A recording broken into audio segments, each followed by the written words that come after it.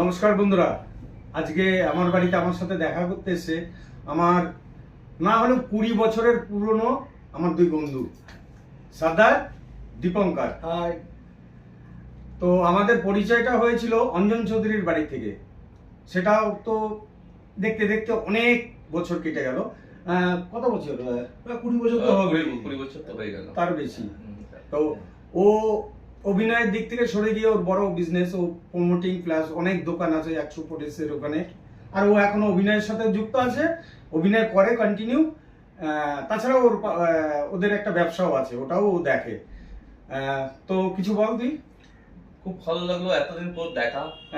মনে হলো কি 20 বছরটা মানে এত তাড়াতাড়ি চলে গেল, বুঝাই গেল না। একদম একদম। হ্যাঁ, মনে হচ্ছে সেই যুগ। ওই সন্দীপ দা ওখানে ঘোরা, শুটিং এ যাওয়া, স্টুডিওতে যাওয়া,